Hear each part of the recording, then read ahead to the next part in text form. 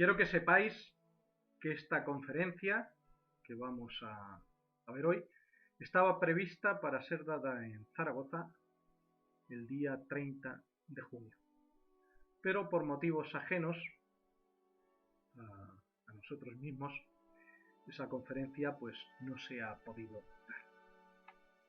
Entonces, como yo no escribo para que se lo lleve el cubo de la basura, sino para que vosotros podáis escucharlo, dado que no tengo ya ningún tipo de compromiso con ninguna institución, ni masónica, ni Rosacruz, lo pongo a disposición de todos vosotros y espero que sea de vuestro gusto. Si buscáis algún tipo de, ¿cómo diría yo?, de referencias acerca de lo que aquí se pone, yo os lo voy a decir fácilmente. Toda esta información está sacada del capítulo 15 de la obra El Iluminismo Rosacruz de Frances Amelia Yates. Lo tenéis muy fácil. Os compráis el libro, os vais al capítulo, veis las referencias cruzadas que tiene, os vais a la bibliografía y ahí lo tenéis todo. O sea, más que nada para que sepáis que lo que yo aquí pongo no me lo invento, ¿vale? Está basado en una historiadora de prestigio, completamente imparcial, y que tiene un capítulo dedicado al tema de la influencia de la Rosacruz en la masonería. Evidentemente, aquí lo planteo con mi propia impronta,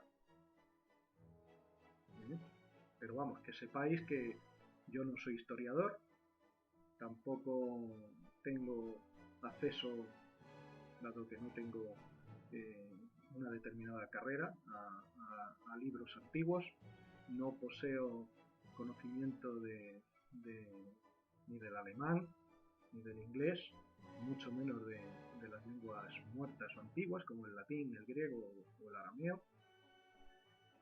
Por lo tanto, que sepáis que el trabajo está basado en eso, en mi propia intuición personal y en una especie de coctelera, ¿verdad?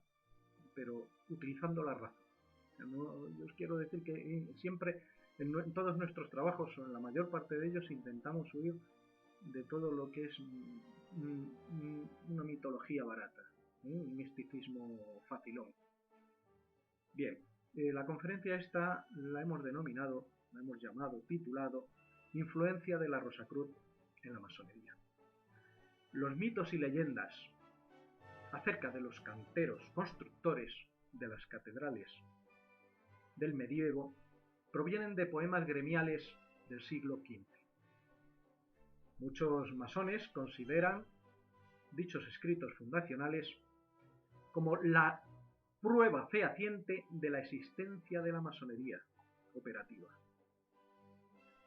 Después de la Reforma Protestante, tras dejar de construirse las catedrales góticas, dicha masonería operativa se habría transformado en la francmasonería o masonería especulativa que conocemos en la actualidad.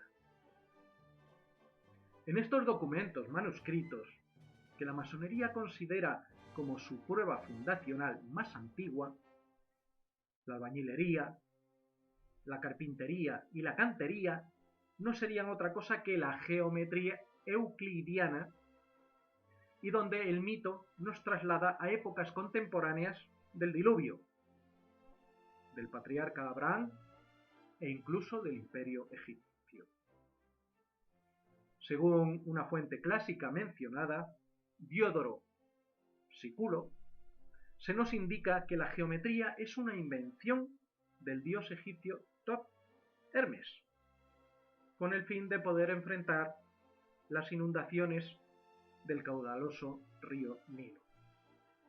Este personaje, Thoth, es identificado en algunos lugares con Euclides. Según las alegorías masónicas, el saber antiguo se habría conservado en la geometría del templo que construyera Salomón, con la ayuda de Irán, rey de Tiro. Según la misma mitología, se considera que el arquitecto fue un tal Irán Abid, que no debemos de confundir con el rey de Tiro, y cuyo trágico final se representa de forma dramatizada en algunos de sus rituales. Lo más atrás que podemos dirigirnos en la relación entre el iluminismo, Rosacruz y la francmasonería es al siglo XVIII, 1804, en Alemania, de la mano de un tal J. G. Bullen, y que es mencionado por Tomás de Quincy en un escrito suyo de 1824, donde se nos cuenta que, en una broma, se refiere a la fama fraternitatis, hecha por un joven de extraordinario talento a principios del siglo XVII, se está refiriendo a Valentín André, aunque con un propósito más elevado que el de la mayoría de las bromas, el lector encontrará que todos los misterios de la francmasonería, como existe en la actualidad en todo el mundo, después de que han pasado más de 2 siglos, están aquí claramente trazados. Tal es el poder de una aspiración grandiosa y capaz de benevolencia filosófica y de conservar hasta la frivolidad más ociosa, como el ámbar se envuelve en pedazos de paja e insectos.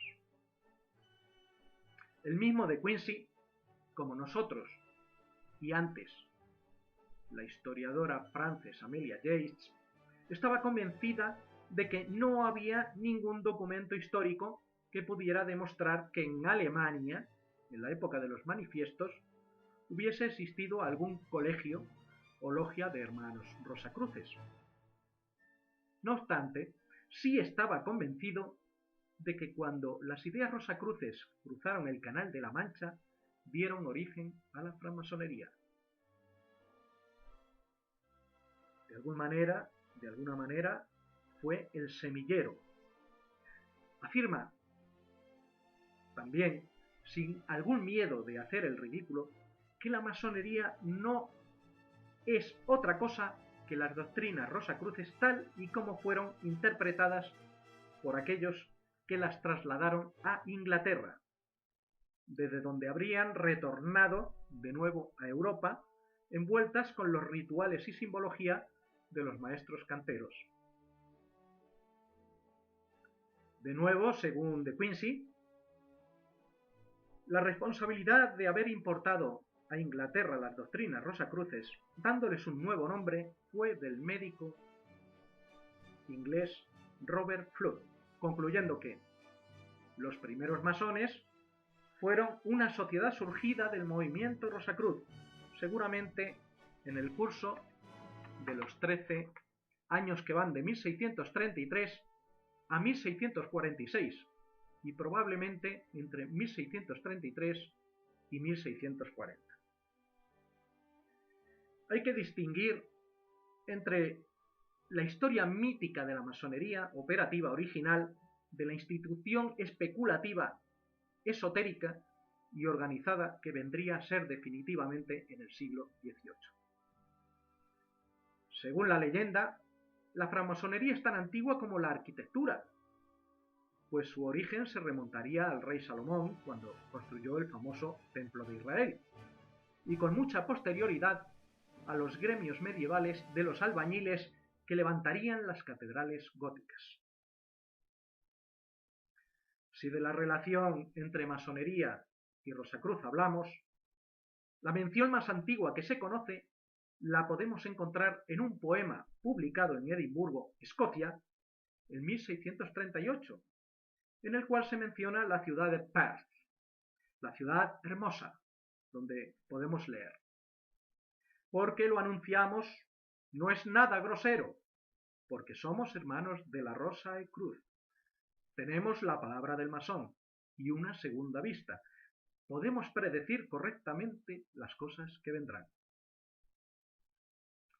Cronológicamente, el siguiente documento histórico Se trata de la admisión de un tal Robert Moray a la logia masónica de Edimburgo, que tuvo lugar el 20 de mayo de 1641. Moray era un entusiasta de la química y de la alquimia, siendo uno de los fundadores de la Royal Society, y quien más influyera, junto con Elias Small, en el rey Carlos II Estuardo, para que estableciera dicha sociedad mediante la graciosa concesión y patrocinio de su majestad. El siguiente documento, en importancia por su antigüedad, sería la propia fecha de admisión del propio Elias Small en una logia masónica.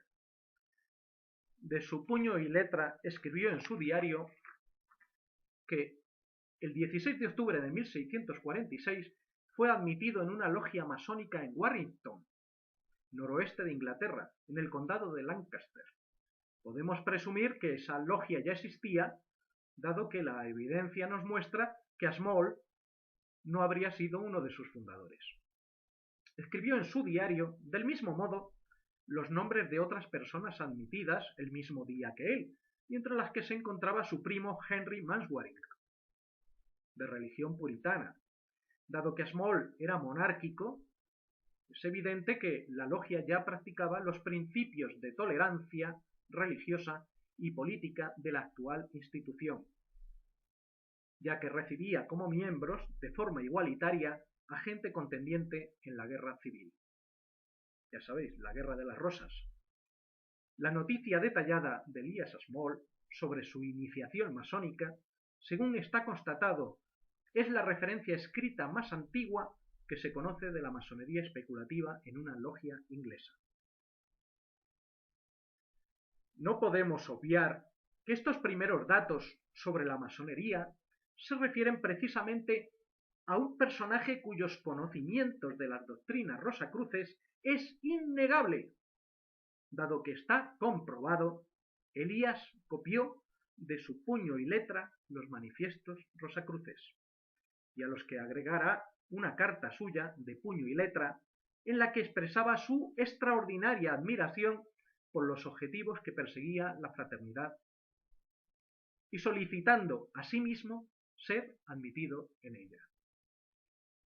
Es de creencia generalizada por los historiadores que se trató más bien de un deseo de unirse a ellos, a imitación de otros individuos de su época, respecto a lo expresado en los manifiestos rosacruces, tales que los mismos Robert Flood o Mitchell Meyer, pero que en realidad no podía existir relación con algún supuesto grupo realmente activo que se hiciera llamar Rosacruz, dada su evidente inexistencia o imposibilidad de demostrar su existencia. A resultas de lo expuesto, comprobamos que las dos personas de las que tenemos verdaderas pruebas documentales más antiguas relativas a la masonería especulativa fueron ambas miembros fundadores de la Royal Society, Moray y Small, poseyendo este último además algún tipo de relación con el movimiento de la Ilustración o Iluminismo Rosacruz. Concluimos con que la evidencia histórica nos confirma que la masonería especulativa ya existía al menos 20 años antes de que se fundara en 1660 la Royal Society, y que algunos de sus miembros también habrían estado interesados en los manifiestos rosacruces alemanes. La primera referencia impresa a francmasones aceptados, que no albañiles operativos, se encuentra en un opúsculo masónico y de carácter cómico de 1676, donde se nos dice: se avisa que la Asociación Moderna del Listón Verde, junto con la antigua Hermandad de los Rosa y Cruz, de los adeptos herméticos y de los masones aceptados, tienen la intención de cenar todos juntos el próximo 31 de noviembre. Tiempo después, en 1750, ya en pleno siglo XVIII, se menciona en una carta la siguiente declaración: los masones ingleses han copiado de los rosacruces algunas ceremonias, y dicen que se derivan de aquellos y que son lo mismo que ellos. Pero esto ya es otra historia distinta, dado que a mediados del siglo mencionado se desarrolló en Francia, en el seno de la masonería estuardista o escocesa, ya especulativa y perfectamente organizada, como la conocemos, un nuevo grado y conjunto de ritos que recibieron el nombre de grado de príncipe Rosacruz, y cuya mística es de procedencia netamente cristiana.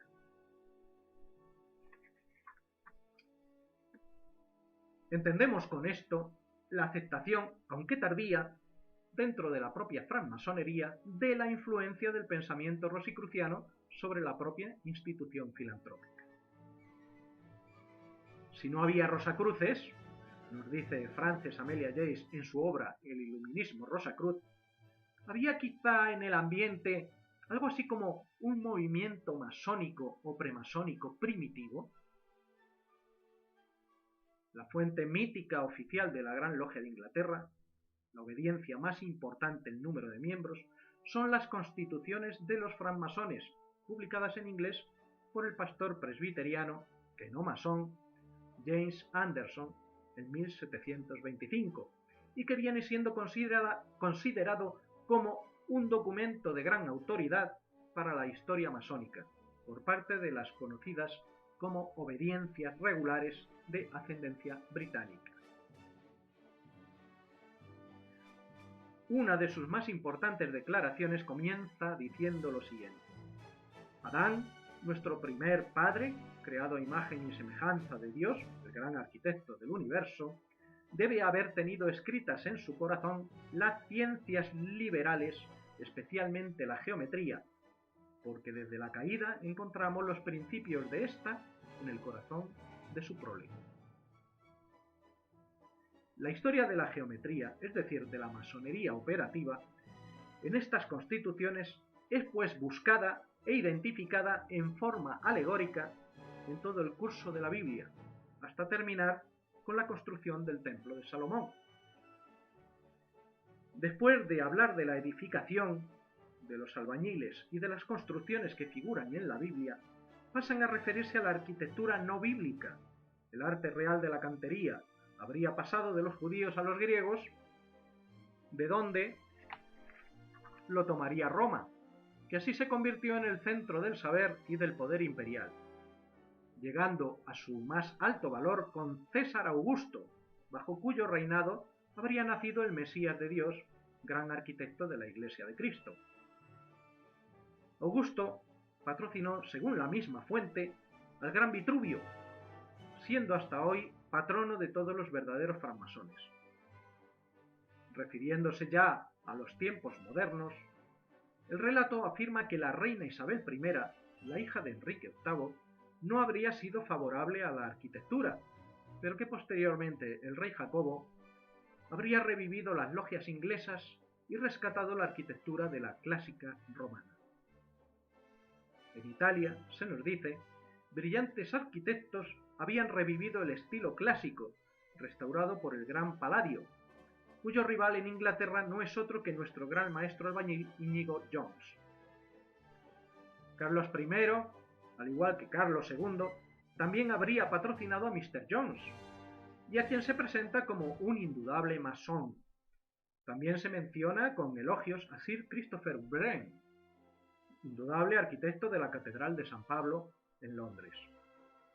Nada de lo expuesto con anterioridad respecto a las alegorías constitucionales de Anderson es relevante de cara a la verdad histórica.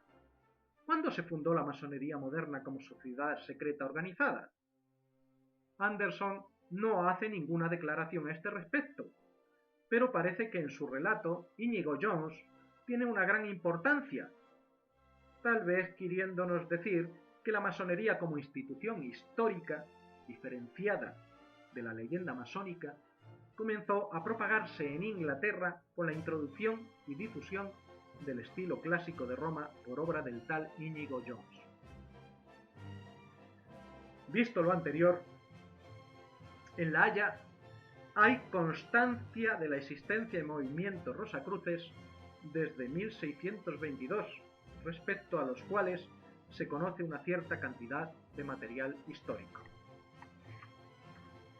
Nos dice Amelia Yates. Pero si se indagara, podría encontrarse mucho más.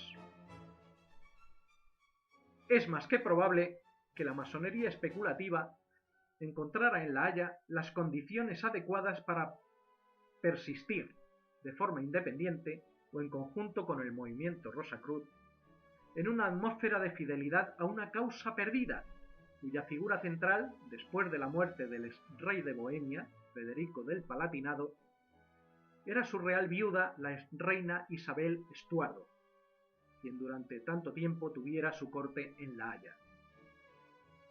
Los miembros de la Casa Estuardo se han reconocido por ser vehículos de transmisión de la masonería, tanto en las islas como en el continente. Sin ir más lejos, así lo demuestra la masonería que en el siglo XVIII rodeaba a los pretendientes Estuardo al trono británico. Isabel Estuardo tenía un carácter muy poderoso y seguramente ejerció una gran influencia para conservar vivo una especie de monarquismo, que no monarquía, aceptable hasta para los parlamentaristas. Este monarquismo tenía algo en común con el de un exiliado bohemio, como el iluminado Comenius, y también fue el motivo de la facilidad con que se llevó a cabo la restauración de Carlos II en el trono de Inglaterra. La extrañamente fácil transición regresiva de la revolución a la monarquía siempre ha sido motivo de conjuras y se ha sospechado que la masonería no fue ajena a ella. Con total seguridad, el fenómeno de la masonería tuvo relación con el movimiento Rosacruz, a pesar de sus grandes y múltiples diferencias.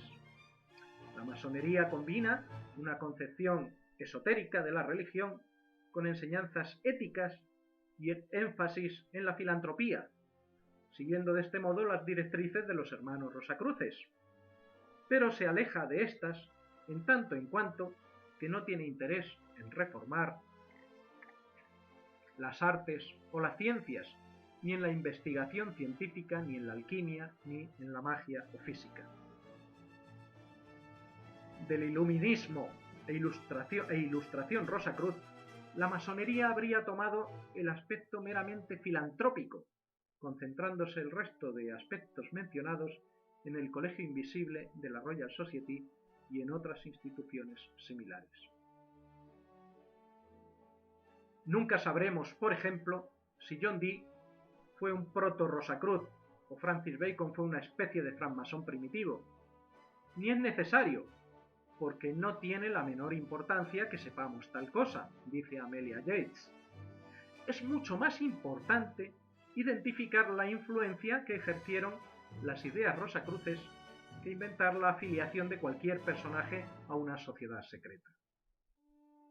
Los grandes hombres matemáticos y científicos del siglo XVII eran conscientes de su tradición renacentista y del pensamiento esotérico a partir de la sabiduría hebraica de Moisés o egipcia de Hermes Trismegisto, que tanto habían fascinado en el Renacimiento.